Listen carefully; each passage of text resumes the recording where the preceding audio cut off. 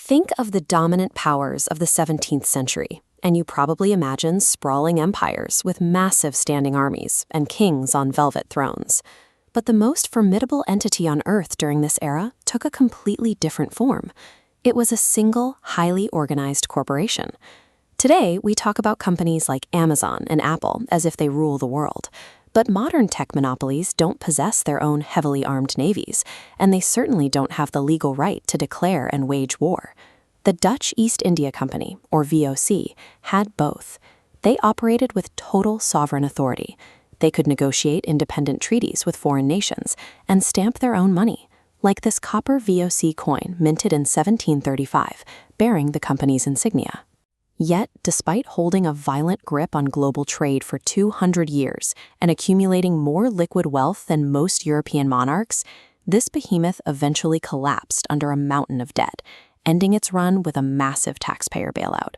To understand how a commercial empire with a private army goes completely bankrupt, we have to look at the exact financial mechanism that created it. The tool they invented to solve an immediate logistical risk became the exact thing that guaranteed their destruction. In the early 1600s, sailing to Asia to buy spices offered enormous payouts, but it carried an absurd level of risk. A wealthy merchant could finance an entire expedition, only to be instantly bankrupted if the ship was captured by pirates, the crew succumbed to disease, or the vessel was swallowed by a storm. To solve this, the Dutch government organized a radical new structure in 1602. Instead of a few rich individuals taking all the risk on single voyages, they formed a unified mega-corporation. They opened the funding up to the general public, allowing anyone from wealthy nobles to local bakers to purchase a fraction of the overall company. This specific 1606 handwritten document shows these early fractional ownership records. By allowing citizens to buy and sell pieces of a single permanent enterprise, the Dutch literally invented the modern stock market. The immediate result was a massive influx of capital. With thousands of investors pooling their money, the VOC had the cash on hand to build massive fleets. If 3 ships went down in a typhoon, the company's treasury was deep enough to easily absorb the loss and keep operating. Pooling this risk allowed them to scale rapidly. They quickly transformed from a loose collective of independent merchants into a highly aggressive, state-sponsored syndicate with global reach. Once they secured their funding in Europe, the VOC turned their attention to Asia. Their objective was never to participate in a free market. They intended to seize total control over the global spice supply chain, and they were willing to use extreme violence to do it. Looking at this historical map of the Banda Islands in modern-day Indonesia, you can see the isolated geography where nutmeg exclusively grew at the time. When local chiefs tried to sell their nutmeg to English competitors for a better rate, the VOC deployed mercenaries. They wiped out nearly the entire native population of these islands and replaced them with enslaved laborers, ensuring the Dutch had an absolute, uncontested monopoly on global nutmeg pricing. But even with a monopoly, the VOC faced a major logistical hurdle. Asian merchants had zero interest in European goods. To buy spices, Europeans had to pay in pure silver and gold, which required constantly shipping vast quantities of precious metals across the planet, a process that was both incredibly expensive and highly dangerous.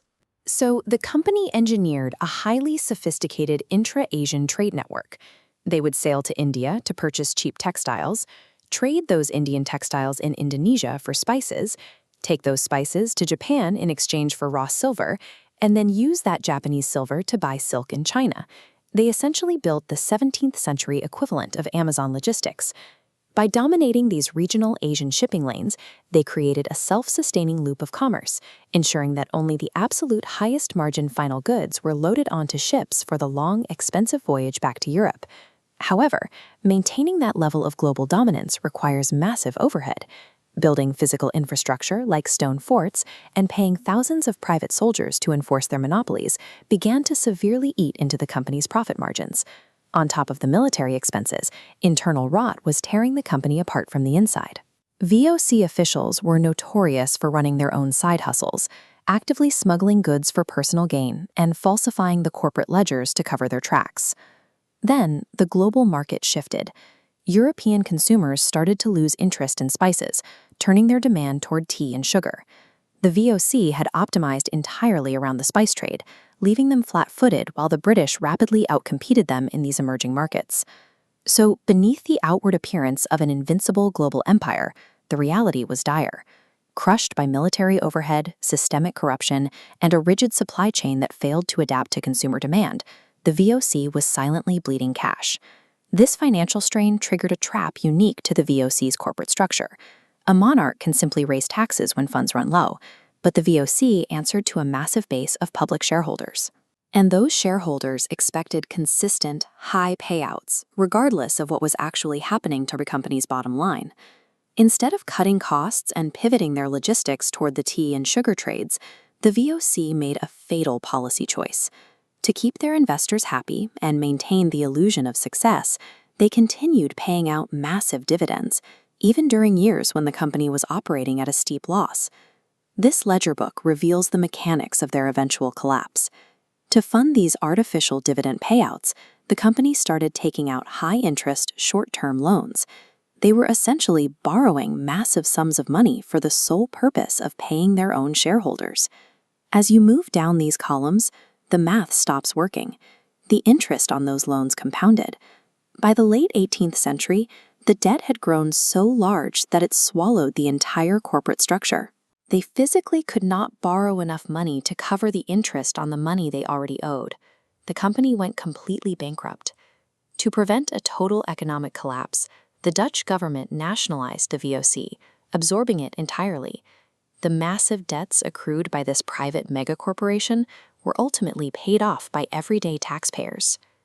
The Dutch East India Company pioneered global trade logistics and invented the stock market, but they also wrote the blueprint for corporate greed. Their rise and fall proves that an obsession with short-term shareholder profits, combined with a refusal to adapt, will inevitably cause even the most powerful entity on Earth to destroy itself from the inside out.